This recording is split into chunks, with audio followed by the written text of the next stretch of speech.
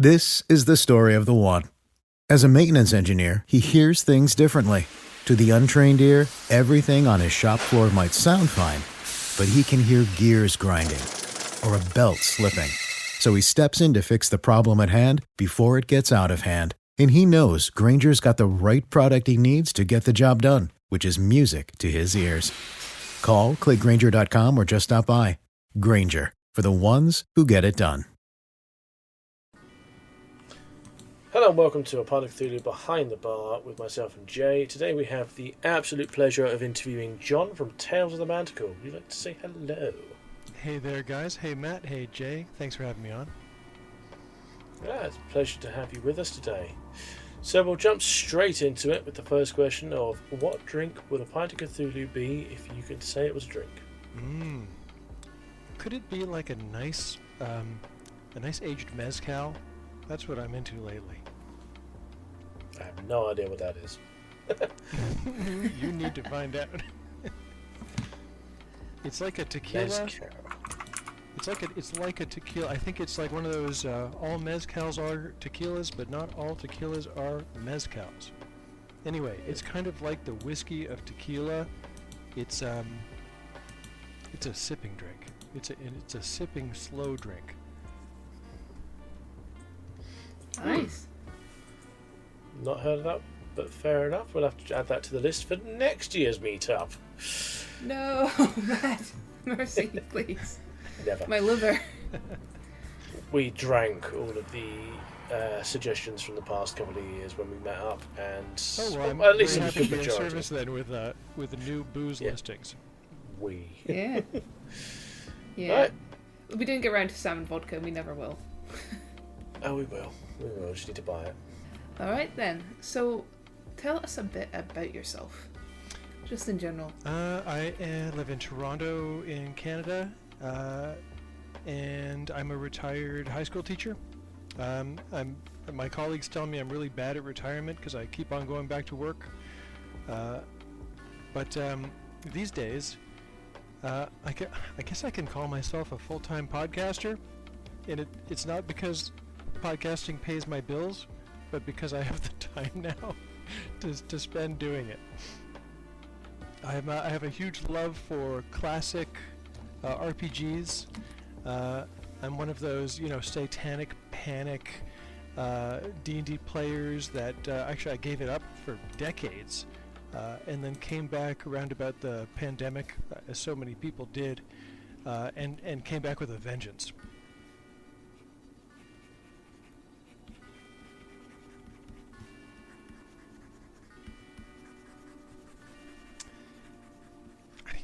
My sort of first, last, and everything has got to be BX.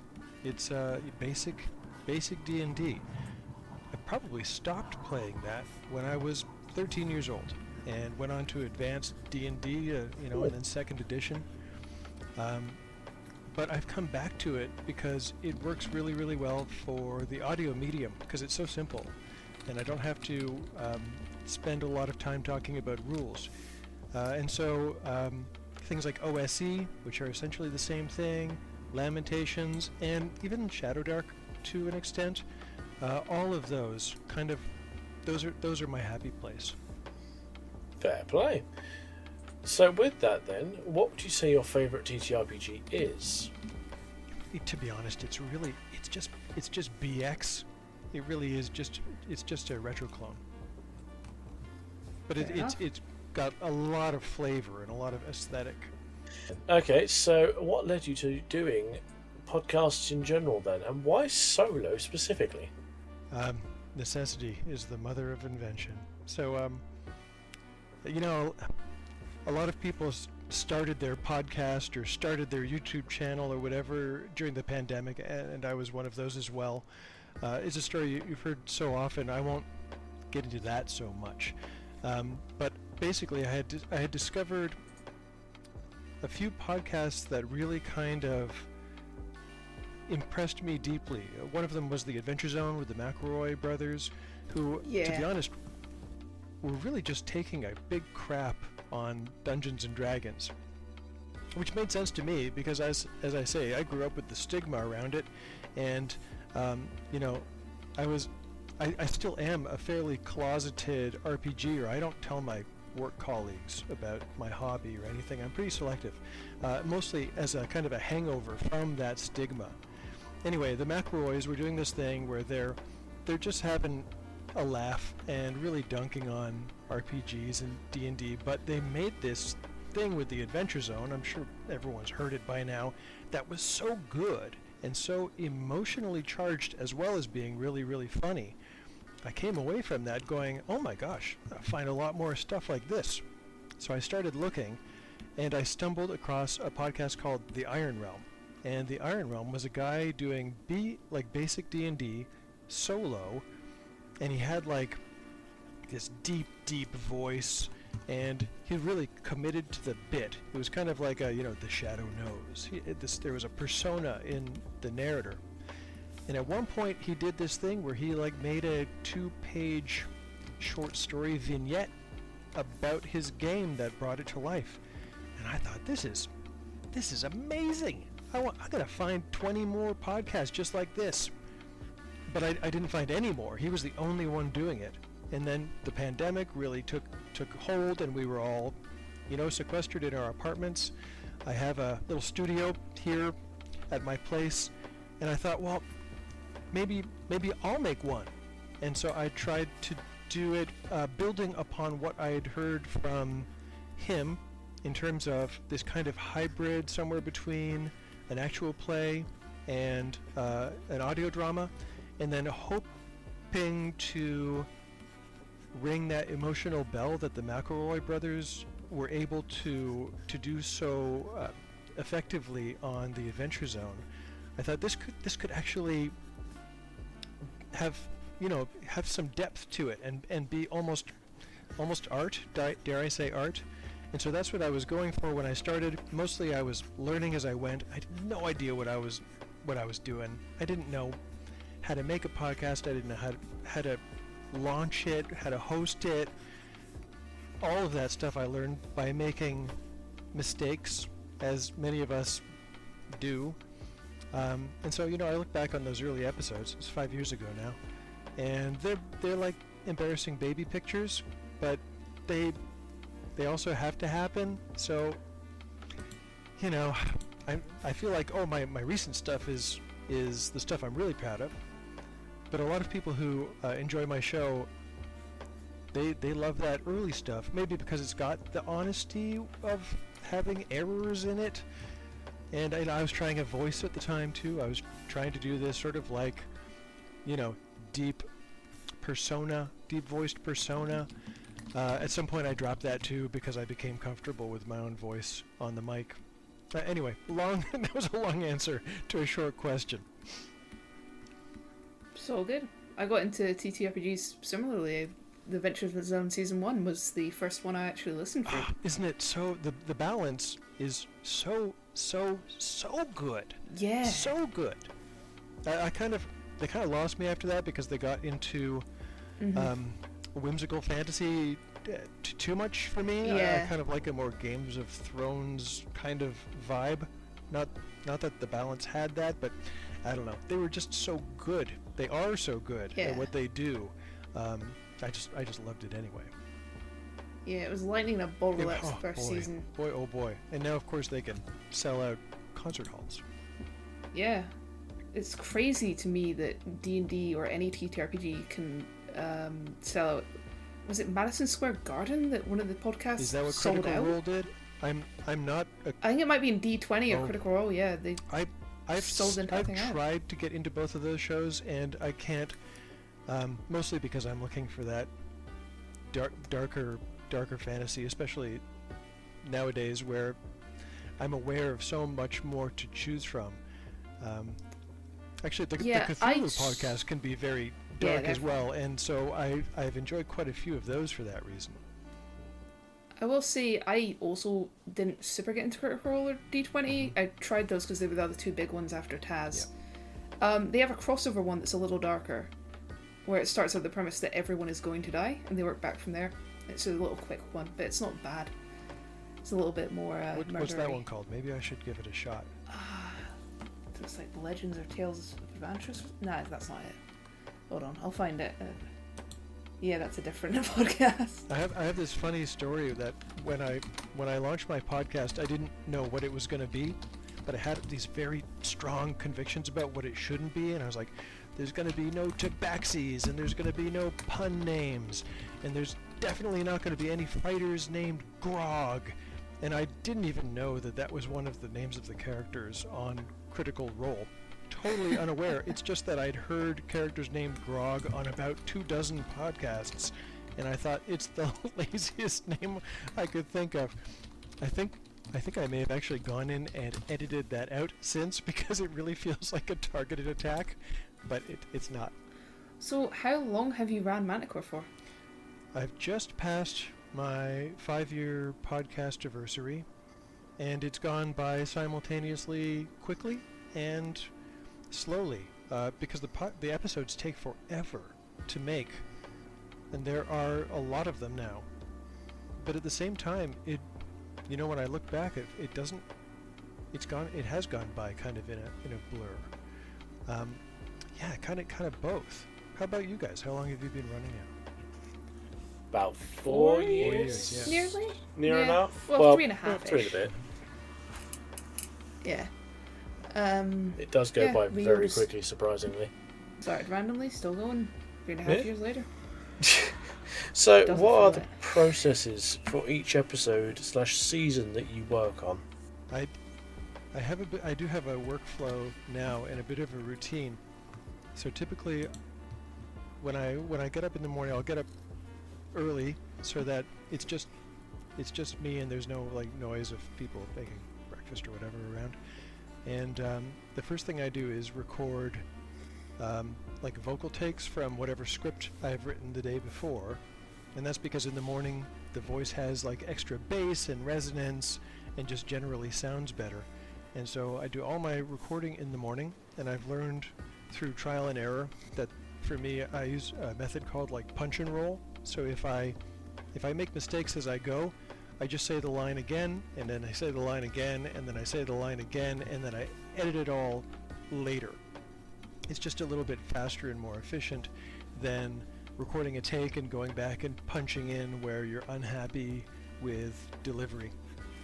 And I'll do placekeeper parts for voice actors, which these days I have quite a lot of now, but I'll just sort of use a kind of a flat robot-y voice so that there's a space in the recording software where I know, okay, there's going to be something that goes here later on. And then when that's done, I'll take a break, go for a walk, think about what's going to happen next, come back, and everything's frozen? No, unfrozen now. And then I'll write some script, and then I'll take another break, come back and edit that script. And so typically I sort of attack the show in 30 or 40 minute packets. There's the recording vocals, editing vocals, writing script, and then there's editing that script, and then there's a whole bunch of things that are on top of that, like promotion, wrangling actors, maybe dealing with technical stuff, social media, all that other stuff. And so at the end of the day, it really is 2 to 3 hours a day, I would say. Yeah, man, that's While I was working, it was a lot to handle. It's much easier now. that's a good chunk of the day to work on for. Wow. Yeah. Good on yeah. that. Yeah, I probably make a good 50 cents per hour. It's something, at least it's something. Mm. It keeps me in mezcal, that's for sure. Okay, we're going to have to start finding that stuff. So, the reason we actually did bring you here Change your life. is about your game as well, One Shot in the Dark. Can you tell us a bit about it, for example? Why dice? Why cards, not dice? Yeah, it's the cards thing is that takes its inspiration from a game called The Quiet Year. Are you familiar with The Quiet Year? Nope. By Avery Heard of it before. Adler? Something like that. The Quiet Year is a game where you use a deck of cards and you pull the cards, and the cards give you prompts like it's a story building game and a map making game, and the McElroy brothers have played this too. If it sounds familiar, but you can't quite place it. The card you pull might say something like, "You see a bad omen. What is it?" Or "A stranger enters your community. What news do they bring?" And so you pull these cards to generate some story elements. And I thought, I wonder if they could be like a solo dungeon crawler one-shot game that was like sort of true to the classical tropes of old Dungeons and Dragons, and actually one-shotable, like hour and a half. And then could I use this idea from The Quiet Year where you pull cards instead of rolling on tables and stuff? And the card mechanic is effective because as you pull the cards, they leave the deck, and so you can't, like with a table, you can roll the same number multiple times, but with the card draw system, you can't. And so what happens is that you can funnel down the experience to an ending. So you pull a card and it's going to give you a room in a dungeon, and then you pull another card and it give you another one, but eventually you will get to the end of that dungeon level because it's a card pulling system. And then the other thing is that I love the idea, again from The Quiet Year, of having a freeform map. A lot of the spaces don't say, a 30 by 30 foot square, draw it on a grid. It might just say torture chamber, one exit, and then you draw it however you want it to look. And where are the doors? Makes no difference at all. You put them wherever you want. And so the game ends up becoming a doodle as well as kind of a solo procedural game. Yeah, sounds really neat. I wanted it to fill some kind of niche when I made it, because I thought then, and I think even more now, there's so much out there that for people to make a game, there should be a space for it. And so I thought, well, there aren't any sort of like card drawing games for a dungeon crawler that I was aware of, and there are like very few one-shots that can be played as a one-shot. A lot of them just kind of go on and on and on. And so those were the two kind of reasons why I thought this could work. And also I had the show that I could promote it with, and I do think that if I didn't have Tale of the Manticore to support one shot in the dark, I'm sure it would have, got fired out into space and lost in the crowd, because boy is there a lot of stuff out there. You might like, Yeah. if you're specifically looking for a dungeon type game that uses cards, you might like Abaddon then. Abaddon. Yeah. Let me make a We note did of that. try that one out ages ago. Abaddon and the 13 I have become aware of Seals. some of them. We interviewed the creator a while back, but their game is completely card based. It's generally a good game. A little tricky to learn here and there, but it's generally quite enjoyable. Alright, I will definitely check that out. I might be able to send you a PDF later on. Cool. Yeah. So, how long were you working on the game? I think it's very short. I think the whole thing is about 18 pages, and that includes 3 pages of example play. I think it took a month to put it together. And again, just like the podcast, I had no idea how to do that. And so I used Google Docs as my layout software. Game creators out there, don't do that. Don't make that mistake that I did. It's like terrible Whoopsie. choice for laying out a game. Yeah, imagine using Google Docs to Do design your game. Do not. I'm sure you guys don't know anything about that. Don't do it. Anyway. Yeah, we've never done that. Four No, projects, good. 5 I'm projects. glad you're too wise to for that pitfall. I didn't know how to get art. I had no budget, 0 budget, and so I thought, well, I was aware that you could get Creative Commons artwork out there, but I didn't really know how to find it. And so the artwork in the game could be improved.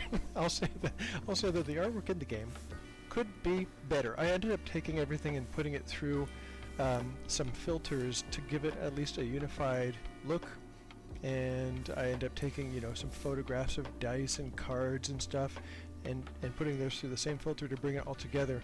But when I came around to do the expansion for my show's 5-year anniversary, I was a bit better at this kind of thing, and so I was aware of things like stock art, which I didn't even know existed when I made One Shot in the Dark, and so the artwork is much improved for the second go around.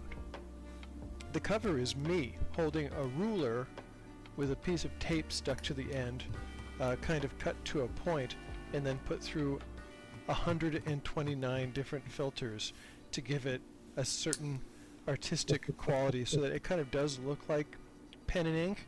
But yeah, that's a picture of me back when I had long hair holding a ruler as a sword. If it works, it works. It did work. I still like that cover.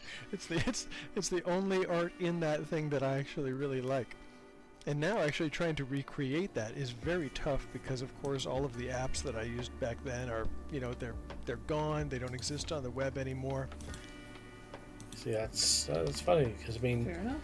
did you ever hear the story from, I think it was Bungie Studios, when they were doing, have you ever played any of the Halo games?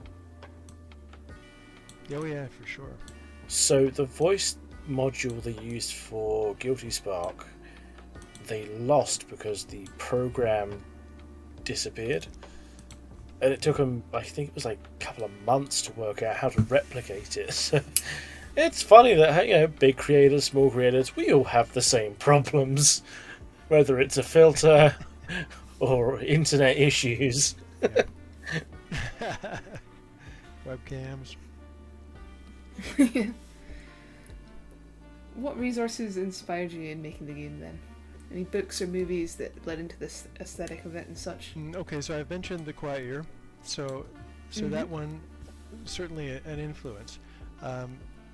The other one was kind of, I wanted it to feel like a BX game, and so it's chock-a-block with cliches and tropes, and I embraced all of that. So, like, is there green slime? There is green slime. Are there shriekers? You bet there are shriekers. And so everything that I could think of that was sort of, just screamed that 10-year-old discovery of Dungeons and Dragons, I wanted those things to be in there. And if I could make it a game that felt like an Errol Otis picture, then that was a success. And so it's slightly lighter in tone than, well, no, it's quite a bit lighter in tone than my show, but it's not like a comedy game. Oddly, and this doesn't answer your question at all, but oddly it's become successful with kids, with like parents who want to bring their kids into RPGs. In fact, it had arguably been the most successful with that group, which was never the intention, but is a happy accident. Fair enough. See, that's quite good. There needs to be more games that are bringing the younger generations into this kind of thing, because there's a few, but there's not nearly as many as there should be. I mean, as a parent myself, I'd love to be able to have my kid to get into this and take on whatever mantle we end up creating, but it's just like there's this very far and few between. Give it a shot, because I get emails all the time and photographs of people playing the game with their kids, and I remember the first times that happened, thinking, oh, that was not my intention at all, but cool, that's great. And then I got more and more, and now I think it's by far the most kind of feedback I get from the game is, oh, I played this with my kid, and maybe a screenshot of the map that they made with a bunch of monster doodles in it, and it's really heartwarming. Actually, I don't have kids, so had I set out to make a game for kids, I don't think I would have done as good a job as I did doing it by accident. I mean, it is a delightful thing to share younger folks getting into the game. There's more of them now.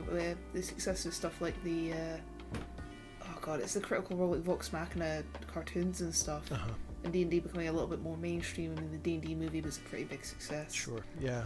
D&D movie, I think, brought some kids in. I'm sure that was the goal of the movie. Yeah. So, can you get a bit into the mechanics of the game, a bit into the weeds? Sure, yeah. I wanted it to be really simple, and so I tried to strip out as many mechanics as I could. And so I even though it's a solo game, you could play it with more than one person, but it's sort of designed for one person, but you get 4 players, one of each of the classical classes, a fighter, a magic user, a cleric, and a thief, and each of them gets a designated die. So the fighter gets a d8, the cleric gets a d6, and the wizard and the thief get a d4, and they use that die to roll to hit, and on a 4 or better, they hit. So the fighter has a little better than a 50% chance, whereas the magic user and the thief have a 25% chance to hit. And then they use that same die to roll damage. And so that's all of combat, really. The monsters will also have a designated die depending on how tough they are. And yeah, so there's the attack die, and then there's hit points. And that's it. There's no armor class, there's no initiative. I just say that the player always goes first. And the mechanics for spells, likewise, are really, really simple. I say that you can use a spell instantaneously at any time. Once you've used it, it's gone forever, and you can never use that spell again. And it might give a buff or a debuff or do some damage or teleport you somewhere on the map. But everything is very, very simple, stripped down, minimal, and that's probably why people did use it with their kids and use it as a kind of an introduction to more complex systems. Yeah. So, by the sounds of it, it doesn't sound as if there's a lot of character creation in this. Is it just a kind of case of there are simple... There's none. None? There's none. Level ups at all? There are level ups, so every character gets to add their designated die to their hit points at the end of each level. Spellcasters get one new spell. They can't double up, they can't use one that they've already used before on level up. And at the end of the 3rd level, there's a boss fight. So basically it takes you to level 3, and then there's a fight. The game's pretty deadly and quite swingy. There's some resource management, there's some luck involved. I tried to strike a balance there, and for One Shot in the Dark, I feel like I got lucky and found a balance pretty well. And then for the expansion, I think I maybe got a little bit closer. Because it is swingy, it's hard to control it completely, but I wanted a game that you could win, especially if you were smart with your resources, but that it wouldn't be guaranteed. Sounds good. So, what are the best and worst parts of making the game? The worst Was it part balancing? Was it has something got to be else? the layout. But again, that's mostly my fault. If I'd used a different piece of software, I wouldn't have the tearing your hair out experience of putting in a picture and having it create ripple effects in the entire document, sending everything into invisible borders and whatnot.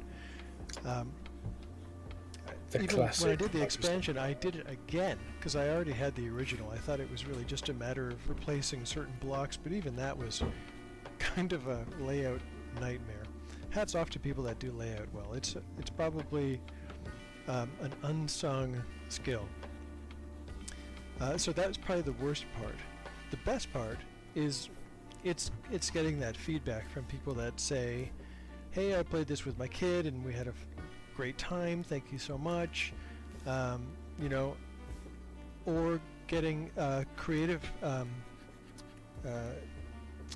submissions from people. Like, people have made their own expansions for it. It turns out quite easy to make a module for this game just by substituting things that in the tables I've already provided with new things. And so every few months somebody will send me a one-shot in the blank, where they've, one shot in the snow, one shot in the woods, that kind of thing. These happen quite often, and sometimes people write to me and say, oh, I've translated your rules into Danish, German, and most recently Portuguese. And actually the Portuguese one is so good. Today or tomorrow I think I'm going to put it up on DriveThruRPG because it looks amazing. The other ones, they just kind of sent me text files, and I can't read them, so I can't do the layout. Otherwise I would do that too. So it sounds like it sounds like you're very willing then to have other people create things and expand upon the world that you built. Yeah. Actually, I put out a module maker kit for free on DriveThruRPG, so that if anybody wants to do that, I thought I could give them a hand and help them to avoid certain pitfalls. I was about to say, what kind of thing are you licensing are you putting out there for this? I mean, because a lot of times games put out like open licenses and things like that. Yeah, it's an open license with encouragement, and if people wanted to sell the thing that they made, that's fine. Even the game itself, I almost put it out for free, and I didn't. I struggled about that because I wanted it to be free, because all I really cared about was putting it in as many people's hands as possible. But I thought, when a game is free, at least it's been my experience, if a game is free, I don't value it at all, and it just goes into a pile of PDFs that I will probably never look at. And so, in order to avoid One Shot in the Dark ending up in a PDF graveyard, I thought, well, I'll put like a nominal fee on it. So I set it to like $1.50, and the expansion is 99 cents, and the module maker kit is free, because I couldn't, in good conscience, charge for that. It just didn't seem right. So I wanted it to be like dollar store cheap, but not free. I thought psychologically that makes a difference. That genuinely does. I know what you mean. If you see something that looks like it's free, then it's usually a case of, why is it free? What's the reason it's free? There must be a reason. Oh, it can't be that good if it's free. Right. And it's a stickler that I think a lot of people fall for. That it's a shame, because there's a lot of games out there that are good. It's a shame. Yeah. But then there are again, a lot at the of same really time, great free things out there. Yeah, but at the same time, though, there are those ones that are probably best avoided. I'm sure that there's the other end too, where something's really, really expensive and not good at all. Oh, I'm sure I could probably find a few of those. I ain't saying shit. I'm keeping my mouth shut. Yep. I mean, well, you've already kind of answered about 3 questions in one there. Feedback and experience and kind of things like that.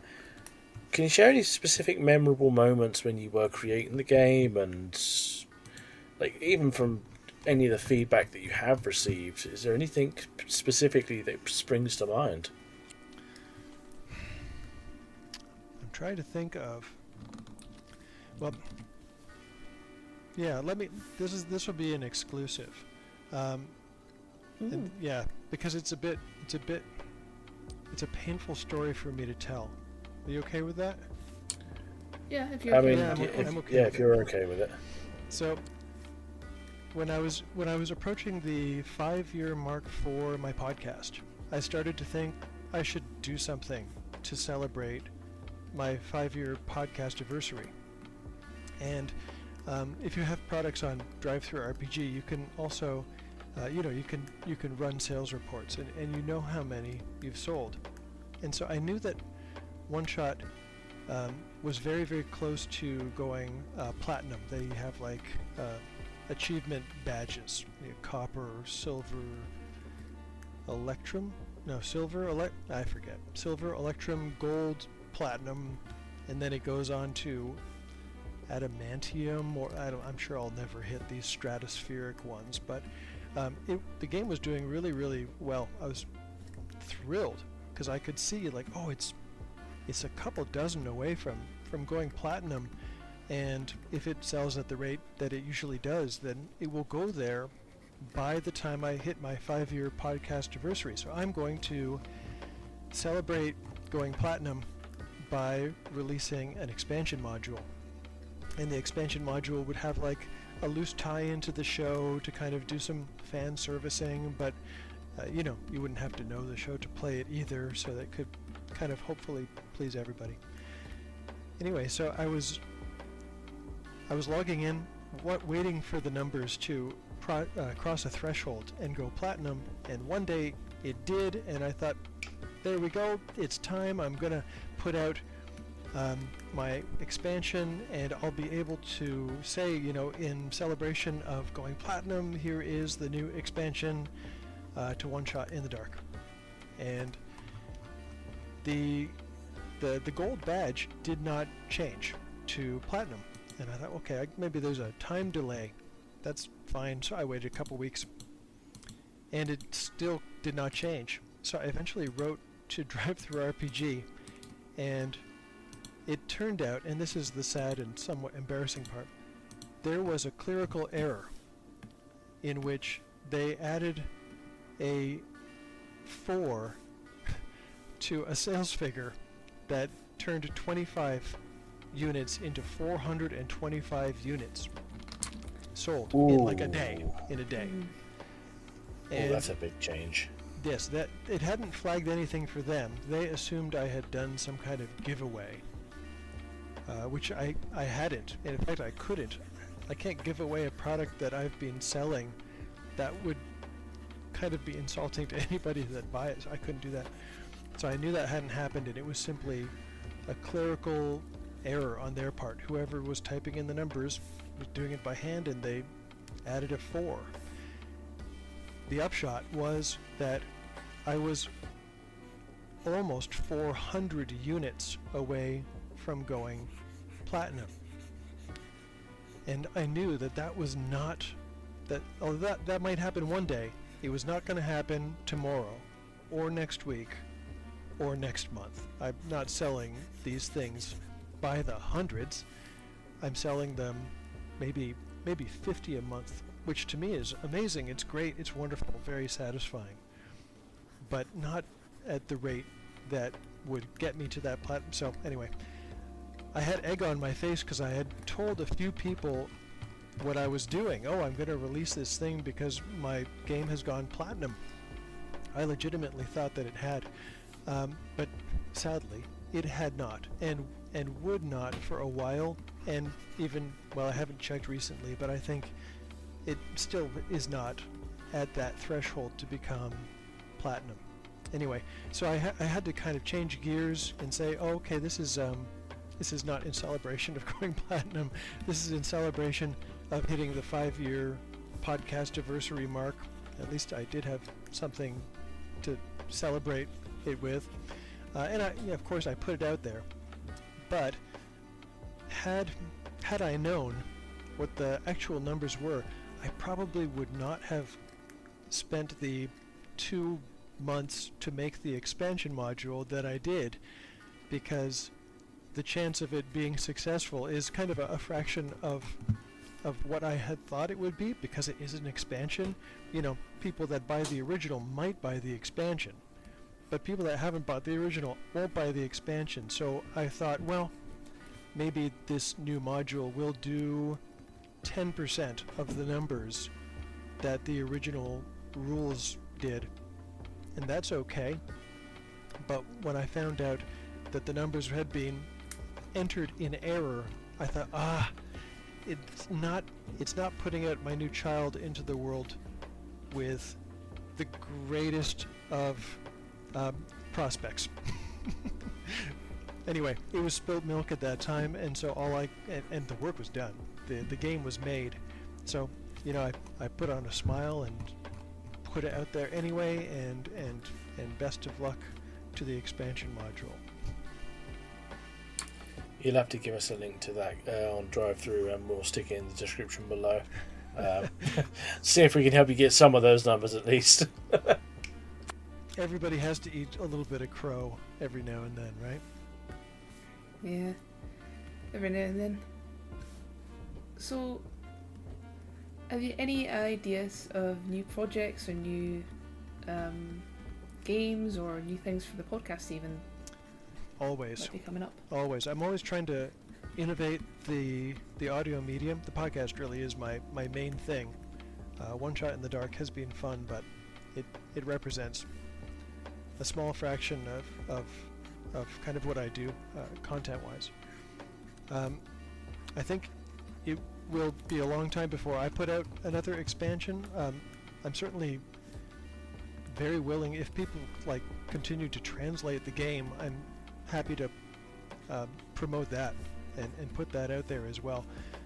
In terms of the podcast, though, I think I'm halfway through season 3. I'll probably be done in a year.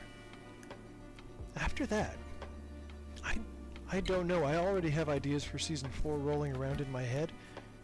So I imagine that I will continue sort of working in, the homebrew world that I've created and put out something. I'll probably do something that's a shift in tone. Season 3 became a bit more Dark Crystal-y kind of dark fantasy and less Game of Thrones-y dark fantasy that I had done in the past. Season 1 was like classical fantasy, Season 2 was horror fantasy, Season 3 is that kind of Dark Crystal weird, I don't want to say whimsical, weirder high fantasy. I could see Season 4 being like extremely low fantasy grit. Low magic, low fantasy. I tend to want to do something quite different than what I've been working on because every season takes about 2 years. Wow, that's Makes a long sense. time for a season. Yeah, right. I mean, that's going to be a lot of work to put into that. I mean, congratulations to you for making it for 5 years. 'Cause I mean, the amount of work you must put into making that, having it all sound as well as as good as it does, it's incredible. It's generally hats off to you, good sir. Well, thanks. To be honest, it's a labor of love because it is work, and there are parts of it that are not so much fun, but mostly it's a hobby sandwich. I make quite a lot of the music for it myself, but I would make music anyway, so I just make music that I could use. And the gaming part of it is a lot of fun. I love the sort of the community feedback that I get. It's one of my favorite parts. As a content creator, if you're lucky, you can get quite a lot of love from the RPG community, and I've gotten a lot of love from listeners, and it really is inspiring and keeps me fired up. And I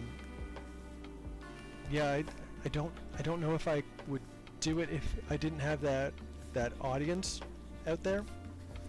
I'm sure you guys can relate that the audience part of what we do as podcasters is a big part of it. And as I think as a podcaster, every now and then everybody feels like they're screaming into the void. But then yes. you get that email that says, "Hey, I loved your last show. Keep it up." And it kind of lifts your spirits and makes you feel good, and you go back to it with renewed enthusiasm. Yeah. We could definitely do with a few more of those emails every now and again, that's for sure. And not the weird hater ones, please. Well, I suppose the last thing we really have to ask you is what kind of inspiration could you give to someone who's A, trying to make a game, and B, trying to make a podcast solo or otherwise? Yeah, I've often, even on the show, encourage people to make that thing. You know, we started off talking about the McElroys, so I'm going to bring it back to the McElroys. At one point, they had Lin-Manuel Miranda on their show, I think. And I think that is where I came across a quote of his that he says, make the thing that, like his advice to creators, is to make the thing that you wish existed in the world but didn't. And that's one of the reasons why I got into making the show, is because I wanted to hear a show that I couldn't find anywhere, and so I ended up making it. And so I tell a lot of people that they should do the same thing. It's extremely satisfying to, like, especially after a while, you look back on a body of work and see what you've accomplished and the people that you've touched, and you know, if you're lucky, you look at your number of downloads, and it's a number that my brain can't even parse. How is it possible that this many people have listened to the show? It's I can't even understand it. It's like too big a number, which is a great problem to have, I suppose. But a lot of people have said, like, that they're inspired by the idea of having a hybrid semi-actual play, like where it's not an actual play, but it's not an audio drama, it's something in the middle. And it really is like a brave new world of storytelling, because you're always right on the edge of the story. You don't know what's going to happen next as the author, so it's as exciting to make the story as it might be for somebody to hear the story. I don't know what's going to happen next either, and I don't know if the characters are going to live or die, so it's genuinely exciting. When there's battles, I'm genuinely nervous. If a character dies, I genuinely grieve, and you know, get very stressed out about things when those characters are in danger, and I bond with the characters just like in a real game. So I often tell people there is a lot of room in this semi-actual or hybrid space to make things. And over the years, some people have actually answered that call, and there are now not a lot, but a dozen or so podcasts that use that same hybrid approach, where it's not an actual play and it's not an audio drama, it's something in the middle. Legends of the Bones is one of those, Swords Against Madness, Stories from the First Watch, Legends for the Fireside, Echoes of Eschaton, Myth and Moon. There's a bunch. Actually, we've just started a solo role players network. If your listeners want to check it out, it's soloroleplayersnetwork.com. You can tell we spent a lot of time working on the title. If it ain't broke, don't fix it. Yeah, it works, it works. Yeah, and you can go there and sample a bunch of things. So, you know, if you like the idea of it, but you don't quite like what I do, then there's other flavors of the same kind of thing out there. And if you do like that kind of thing and want more of it, it's a great place to go and just find more stuff that is in that genre, but it's still a brand new genre, and there's still a lot of room for it. So people who want to write but have writer's block, or worry about, oh, I want to write but I don't know if I can make a satisfying ending. That was always my thing, you know, half-written novel in the closet because I couldn't find an ending. This is the solution to that problem, is to tell a story procedurally, and there is no promise that it's going to end in any kind of way. And really the excitement comes from, you know, not what clever way is the author going to resolve this conflict, but will these characters even survive, and what's going to happen next? It's a different experience, but for my money, even more exciting than reading a novel, because a novel, you can often kind of guess what's going to happen at the end if you're paying attention, because the author is kind of bound. They have to provide a satisfying ending, and they have to drop some kind of clues as to how that might happen along the way. But with a procedural game, just like in a real game of, like any RPG, you don't know how it's going to end, and so that's where the excitement comes. Yeah. Nice one. Well, it's getting up to that hour mark. I'm going to have to say thank you very much for joining us, John. It's been a pleasure to have you on. Yeah, thanks for having me. And hopefully the internet issues haven't affected this too much. We'll soon find out. But is there anything you want to plug just before we finish, other than the Solo Network? Yeah, so I plugged the network. I guess that is the new thing. And for anybody that is looking for a one-shot game that can be played with one or more people, One Shot in the Dark is available on DriveThruRPG for $1.50. All links will be in the description below. Thank you very much for anyone who has listened. And yeah, I highly recommend checking this guy out. Absolutely amazing show. An amazing game. I've had a read through it. And yeah, until next time, thank you very much everyone, and goodbye.